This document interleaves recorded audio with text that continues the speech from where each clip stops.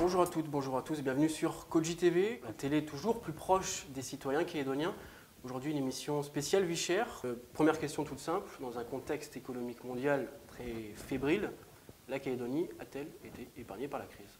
La Nouvelle-Calédonie a beaucoup plus de chances qu'un certain nombre d'autres pays parce qu'elle a été épargnée par la crise et parce qu'elle a maintenu un niveau de croissance de son économie et de ses richesses que beaucoup d'autres pays nous envieraient. Mais pour autant, il y a en Nouvelle-Calédonie des problèmes structurels extrêmement importants, des déséquilibres extrêmement lourds qu'il faut absolument régler. Oui, puisque la Nouvelle-Calédonie, comme tout le monde le sait, vit de son nickel. Et la période donc, qui a marqué je dirais, le temps de crise en Europe, pour la Nouvelle-Calédonie, qui vit essentiellement de l'exportation de nickel, a pu, je dirais, s'en sortir. La Nouvelle-Calédonie a été épargnée par la crise parce qu'il y a eu un pic du nickel en 2007 qui a permis aux collectivités, à la Nouvelle-Calédonie et aux provinces d'avoir des ressources budgétaires suffisantes qui a permis de poursuivre la croissance, même si c'est de façon moindre. Alors, la Calédonie est sur une situation vraiment particulière, puisque nous sommes actuellement, la France injecte en Calédonie chaque année 172 milliards de francs en moyenne, donc on est vraiment une économie assistée, il faut bien le dire. La question n'est pas est-ce qu'on souffre ou pas de la crise, puisque je pense qu'on ne souffre pas du fait de cet argent. La vraie question, c'est est-ce que nos dirigeants actuels nous préparent à cette période où la France aura moins d'argent. La France est 1700 milliards d'euros de dette. C'est énorme. La France ne pourra pas continuer à investir beaucoup d'argent en Calédonie. Il faudrait que notre économie soit plus viable qu'elle ne l'est actuellement. Elle dépend beaucoup et des transferts de fonds et pour une certaine part du nickel. Le jour où le nickel va mal ou le jour où la France n'aura moins de moyens, comment on va faire? On sait qu'il y a beaucoup de Calédoniens qui sont descendus dans la rue pour manifester leur mécontentement, leur ras-le-bol vis-à-vis de la précarité. Vous, en tant qu'homme politique, quel message voulez-vous leur transmettre à vos concitoyens? Le message, c'est que leur revendication elle est légitime. Il y a en Nouvelle-Calédonie des écarts de richesse qui sont de l'ordre de presque 1 à 20 entre les revenus les plus modestes et les revenus les plus élevés, ce qui handicape complètement la construction de notre avenir et la construction d'un destin commun. Parce qu'évidemment, si chaque Calédonien ne peut pas trouver sa place dans ce projet, eh bien, il n'adhérera pas au projet de construction. Un message d'optimisme, parce qu'il y a bientôt 3 usines, pratiquement déjà 3 usines de nickel sur le territoire. Il y a peu de pays dans le monde qui ont avoir cette chance d'avoir autant s'implanter d'industrie. Donc ça veut dire des milliers d'emplois qui vont exister et vont se poursuivre. Il faut espérer que la Chine continue, que les pays industrialisés aussi ne s'effondrent pas. Et à ce moment-là, la Nouvelle-Calédonie gardera toutes ses chances. On est dans un pays à haut niveau de vie, le plus haut du Pacifique, et avec des possibilités de croissance qui sont les meilleures. Les rassurer, peut-être pas, parce que la situation est quand même là, c'est le paradoxe de la Nouvelle-Calédonie, de se considérer, ou tout au moins vis-à-vis de l'extérieur, comme étant un pays riche. Mais on voit bien qu'il y a des inégalités sociales qui sont là. Je crois que le problème de fond se pose à l'endroit de la répartition de la richesse. Déjà, je veux leur dire qu'ils ont raison. Il y a une légitimité dans leurs attentes. Actuellement, depuis même plusieurs années maintenant, la vie est chère, effectivement. Les prix certains sont exorbitants. Et malheureusement, on ne leur propose que des mesurettes, des éco-produits, des produits, vous voyez, des petites choses, c'est des pansements sur des jambes de bois. On parle justement des Calédoniens. En matière de vie chère, on va prendre 3 axes principaux qui préoccupent justement les Calédoniens. On a l'emploi, le pouvoir d'achat et les inégalités de richesse. On commence par l'emploi. Il y a beaucoup de jeunes qui ont du mal à trouver du travail. Le taux de chômage est particulièrement élevé, surtout chez les moins de 25 ans. Que faut-il faire vraiment en matière de lutte contre le chômage en Nouvelle-Calédonie? D'abord, il faut améliorer les processus de formation parce que la première cause du chômage en Nouvelle-Calédonie, c'est l'inadéquation entre l'offre et la demande d'emploi du fait de demandeurs d'emploi qui n'ont aucune formation. Donc ça renvoie aux problématiques du taux de réussite dans le système scolaire et de la qualité des formations qu'on est capable ensuite de délivrer. Donc il faut d'abord s'attaquer à la racine, c'est ça. Et puis ensuite, il faut générer une activité économique et des créations d'emplois qui permettent évidemment chaque année d'avoir une adéquation, là aussi, entre l'offre et la demande. D'abord, il faut qu'ils aient des qualifications, parce que les jeunes qui ont des qualifications ne connaissent pas le chômage. Ce sont ceux qui sont sans qualification, qui ne trouvent pas d'emploi. Donc la première des choses, c'est d'améliorer la formation. Et on voit que malgré les milliards qui ont été dépensés chaque année en matière de formation, il n'y a pas d'adéquation entre les offres d'emploi et les demandes d'emploi. Ensuite, ça veut dire aussi que, comme il en restera malgré tout sans qualification, il faut quand même leur trouver des emplois à ceux-là. Et on a deux industries, si je puis dire, à part le nickel. Parce que le nickel demande des personnels qualifiés, que ce soit pour l'usine ou pour sa maintenance, etc. Il faut du personnel qualifié.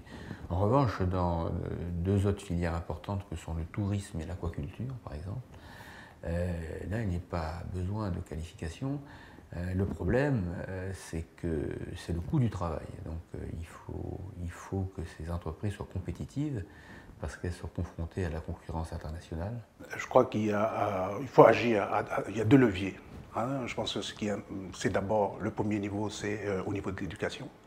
Je crois qu'on se rend compte qu'aujourd'hui, 50% des jeunes qui sont demandeurs d'emploi n'ont pas de diplôme. Je crois qu'il faut impérativement rendre notre système éducatif plus performant et surtout ajuster, on va dire, un petit peu les filières, les diplômes par rapport donc, à l'emploi. Bah écoutez, les jeunes, en fait, déjà ce que je voudrais leur dire, c'est un message, c'est actuellement la période est favorable, à mon sens, pour justement se lancer dans l'avenir. Il faut vraiment que les jeunes soient ambitieux dans leur perspective et qu'ils n'hésitent pas à faire des belles études. Une fois que leurs diplômes sont acquis, il faut aussi qu'ils n'hésitent pas à se délocaliser, se nommer à partir en brousse. Je vois par exemple sur Connaît actuellement beaucoup d'opportunités et aussi pourquoi pas être capable d'être mobile professionnellement. On a une formation dans un domaine, il faut être capable de se recycler professionnellement et de saisir les opportunités. Le pays permet justement ceci pour les jeunes. Après, ce que je voudrais vous dire, c'est que pour que l'emploi soit dynamique pour les jeunes et les moins jeunes, ce qu'il faut, c'est que l'économie soit saine. Et à Convergence Pays, justement, on travaille beaucoup sur la viabilité de notre économie. On est très sensible justement à sortir un peu de l'assistanat, puisque les partis en place nous font une économie assistée. Et on voit par ailleurs des entrepreneurs qui ne sont plus capables de créer une société s'ils n'ont pas la défiscalisation, les exonérations. Pour les mines, on a inventé le pacte de stabilité fiscale, etc. Et finalement, les vrais entrepreneurs n'ont pas le bon tissu économique à notre sens. On est plutôt pour favoriser, par exemple, réduire les frais téléphoniques, améliorer les réseaux, les routes, tout ce qui permet justement les transports, tout ce qui est en fait structurant dans une économie. Voilà.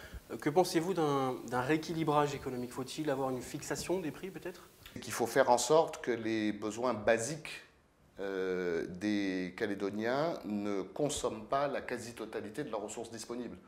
Parce que vous comprenez bien, et tout le monde le comprend, que si on consacre la totalité de son budget à simplement se nourrir et à se loger, il y a quand même quelque chose qui ne fonctionne pas dans le système. Or, on sait que nous avons ici en Nouvelle-Calédonie un niveau de cherté de vie, un coût des prix qui est totalement exorbitant et qui n'est pas en rapport avec ce qu'il devrait être. Et tout à l'heure, vous parliez du transport, du logement, je crois, et de... transport, logement, alimentation. Alimentation. Ce qui nous inquiète vraiment, c'est le logement. Et notamment pour les jeunes Calédoniens qui se lancent maintenant avec, certains ont des bons salaires, etc., mais toujours une très grosse difficulté pour acquérir du foncier d'une part, ou pour tout simplement se loger, un loyer ou acheter une maison, c'est extrêmement difficile. Il faut vraiment qu'on travaille sur ce concept-là. Le logement, c'est vraiment quelque chose qui nécessite une vraie politique publique à l'échelle du pays. Quand on regarde un petit peu les études qui ont été faites sur le sujet, on voit que ce sont d'abord les produits de consommation qui représentent le pourcentage le plus important. Donc, dans ce cas, un ménage, une famille. Donc on sait que le logement représente 17% donc de l'indice des prix. Mais et là encore, donc la question donc, du logement, quand on voit un petit peu ce qui se passe autour, notamment de Nouméa, c'est un problème. Parce que, précisément, les gens n'ont pas les moyens de s'offrir un studio. Et donc la seule vraie solution, c'est la concurrence. Et en Nouvelle-Calédonie, il n'y a pas assez de concurrence. Trop de monopoles, duopoles, oligopoles, pas de réelle concurrence. C'est vraiment la spécificité du marché. Je voulais en venir avec vous. Concernant ce marché, il est très étroit, beaucoup d'importations, beaucoup de monopoles. Un petit mot justement sur la dernière polémique en date, les marges abusives les industriels justement vis-à-vis des producteurs locaux? Quel est votre ressentiment là-dessus? C'est toujours cette question de rapport de force qui existe. Au lieu d'avoir des relations commerciales normales, comme on est dans un petit pays, c'est à qui l'emportera. Alors, les distributeurs profitent de leur puissance de frappe, si je puis dire. Ils sont des gros acheteurs pour faire pression sur les producteurs locaux. Et donc, du coup, la puissance publique cherche à protéger les entreprises locales, puisque ça représente beaucoup d'emplois. Et ces entreprises locales, après, deviennent elles-mêmes des monopoles. Et ainsi, il n'y a pas un jeu économique normal, mais un jeu finalement politique pour savoir qui va prendre l'avantage des uns sur les autres. Et tout ça se fait souvent au détriment des consommateurs ou au détriment de l'emploi. Enfin, ce n'est pas un fonctionnement normal de l'économie. Simplement, sur le sujet, on a appliqué donc, la loi. Donc, c'est le plafond maximal qui lui a été assigné, mais je suis sûr qu'on aurait pu faire plus, davantage, parce que certainement depuis le temps qu'ils pratiquent donc, ces marges frauduleuses auraient dû être plus...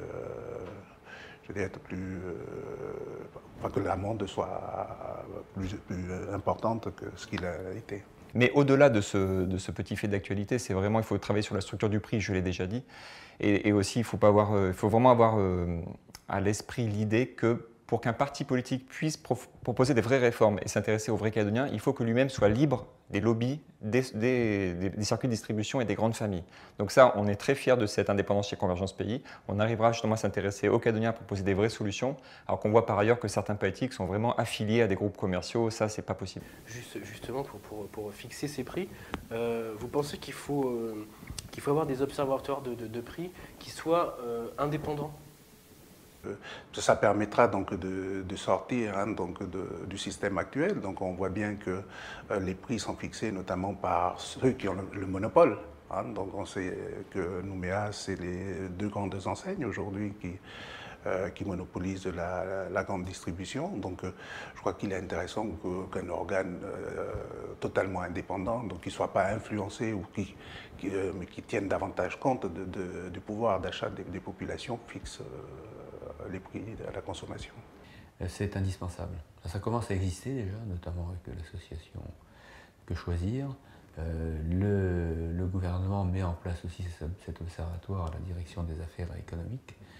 On réfléchit à un observatoire sur Internet. Ça, c'est indispensable parce qu'il faut donner aux consommateurs aussi la force suffisante contre les commerçants, si je puis dire, de manière à ce qu'ils sachent où sont les meilleurs produits au meilleur prix et donc de faire jouer la concurrence. Donc ça, c'est indispensable d'avoir cet observatoire des prix. Alors l'observatoire des prix, on est pour. Le problème d'un observatoire, en fait, c'est qu'il va faire un diagnostic. Et si c'est pour s'entendre dire que nous sommes 70% plus chers qu'en métropole, ça, on le sait déjà. Ce qui est plus important, c'est de travailler maintenant sur ce qu'on va faire concrètement. Vous parlez de la concurrence. Un petit mot justement sur le travail de l'autorité de la concurrence. La première cause de la vie chère en Nouvelle-Calédonie, c'est l'absence de concurrence. C'est le fait qu'un ou deux opérateurs font la loi sur le marché, empêchent d'autres opérateurs de venir et rackettent les consommateurs. C'est aussi simple que ça. Donc pour régler ce problème à la base, de manière structurelle, et c'est ce que nous dit le rapport de l'autorité de la concurrence, il faut 3 conditions. La première, c'est qu'il faut une réglementation qui interdise à un opérateur qui est déjà en situation dominante de continuer d'accroître ses parts de marché. Et inversement, il faut faciliter l'arrivée de concurrents. La deuxième chose qu'il faut faire, c'est faire ce qu'on appelle une loi antitrust. C'est-à-dire que quand dans un secteur donné, une ou deux entreprises se partagent le marché, il faut obliger ces entreprises à céder des parts de marché à des concurrents pour susciter et recréer cette concurrence. Et puis enfin, et c'est un point essentiel, il faut un gendarme et une sanction à tout ça. Mais il faut que ce gendarme soit totalement indépendant du pouvoir politique et du pouvoir économique. Et il faut qu'il ait la capacité, sans rien demander à personne, de contrôler l'application de la loi et ensuite de la sanctionner. Et je crois qu'il y a 3 préconisations qui ont été formulées à l'issue du rapport. Donc, c'est la mise en place d'une autorité locale de la concurrence. Ça, c'est possible, je pense que c'est la voie donc, qui est préconisée, mais c'est une procédure qui risque d'être longue parce que il faut passer, donc ça passe par la modification de la loi organique. La direction aujourd'hui qui a en charge de contrôler les prix, donc soit un peu plus présent sur le terrain. Il a été remarquable. Il n'a rien inventé, c'est-à-dire qu'on savait que ces solutions existaient, mais nul n'est prophète en son pays. Quand on le disait, on ne croyait pas forcément. Quand c'est l'autorité de la concurrence, on la croit, ce qui est justifié d'ailleurs, parce que ce sont des gens indépendants et très, très compétents. Et donc nous nous ont donné finalement la feuille de route à suivre. Effectivement, alors l'autorité de la concurrence, un petit peu comme je disais tout à l'heure, va tirer la sonnette d'alarme et va nous attirer notre attention sur des faits. Mais finalement, il faut être honnête, on sait où sont les problèmes. C'est un petit peu ce que je viens de dire, la collusion entre l'économie et le politique. Cette autorité va nous aider, mais je pense que voilà, les grandes lignes en fait, des problèmes, nous les avons déjà identifiés. De répartition des richesses, comment mettre en place concrètement une meilleure répartition des richesses justement? Alors ce que je voudrais vous dire, c'est qu'avant de distribuer la richesse, il faut d'abord la créer. Donc ce que je vous ai dit tout à l'heure, je vais le répéter, on est vraiment pour favoriser les entreprises et les aider à se développer, à prospérer tout simplement, et ensuite contribuer au développement du pays par des emplois et par les impôts. Ensuite, comment redistribuer cette richesse justement? Il faut aussi travailler sur la rénovation de la fiscalité. Alors tout le monde en parle, notamment les partis en place, mais malheureusement on voit que pas grand-chose est fait. D'abord, il faut être capable de valoriser à notre profit nos propres richesses. La première richesse du pays, c'est le nickel. Sauf que le nickel a historiquement été exploité par des sociétés dans lesquelles les intérêts calédoniens étaient soit inexistants, soit totalement minoritaires. Donc notre premier devoir, c'est de faire en sorte que l'exploitation de nos propres richesses naturelles profite plus au pays. Il faut travailler donc, à ce que le budget donc, soit réparti de manière équitable. C'est d'abord à quel endroit on met de l'argent. On voit souvent que dans certaines collectivités, on a tendance à dépenser davantage autour des postes qui ne règlent pas le problème des gens. Quand on voit par exemple, même y compris en matière santé, donc il y a très peu de moyens qui sont alloués. Il faut un moment qu'on joue le jeu de la concurrence. Je crois que c'est anormal qu'aujourd'hui ce sont les mêmes qui fixent les prix et qui de plus font des marges arrière importantes et qui ne sont pas du tout vues par les citoyens. Alors, il y a beaucoup d'inégalités en Nouvelle-Calédonie, il ne faut pas les exagérer non plus. Quand on voit le seuil de pauvreté, c'est vrai qu'il y en a plus en Nouvelle-Calédonie proportionnellement qu'en métropole, mais si on regarde ce qui se passe en province sud, il y a moins d'inégalités qu'en métropole, par exemple. Alors pourquoi ces inégalités paraissent en moyenne plus grandes? C'est tout simplement parce qu'il y a toute une partie de la population mélanésienne, qui par choix vit en tribu, n'est pas monétarisée, et donc il y aura toujours ces inégalités qui existeront. Donc il ne faut quand même pas exagérer ce phénomène-là. Stéphane Enoch, comment expliquez-vous qu'en Nouvelle-Calédonie, tout prenne plus de temps? Je pense, je vais redire ce que j'ai dit tout à l'heure, c'est cette fameuse collusion entre les partis politiques et le monde de l'affaire, on va dire. On voit que finalement, ceux qui ont le pouvoir de changer les choses n'y ont pas forcément intérêt. Et malheureusement, je crains que sans renouveler le paysage politique, on ne pourra pas faire les réformes structurantes. On a tous vu ce qui s'est passé avec les grandes manifs syndicales sur la vie chère, les grandes promesses, et finalement, rien n'aboutit. Même la TVA qui faisait consensus, finalement, on n'arrive pas à avancer. Alors, je ne sais pas si c'est une spécificité calédonienne, mais je crois que les périodes des années 80, donc avec les événements, etc., donc ont marqué d'une certaine manière la mentalité des populations ici, et en particulier des politiques, en ce sens qu'on est plus préoccupé, je veux dire, par la chose politique, pour ne pas dire parfois, pour certains, donc le pouvoir, et on est moins porté sur la chose publique. Forcément, c'est compliqué.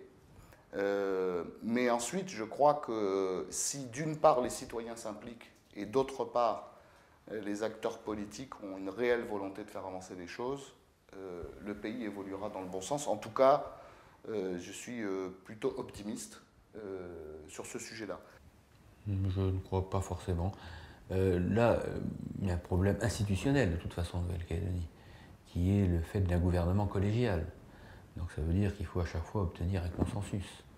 Et comme il y a des opinions qui sont extrêmement divergentes suivant les partis politiques, notamment en matière économique, plus ou moins libéraux, plus ou moins socialisants, etc., avec des points de vue différents en matière fiscale, de réglementation, eh bien, avant d'arriver à un accord, ça prend effectivement plus de temps.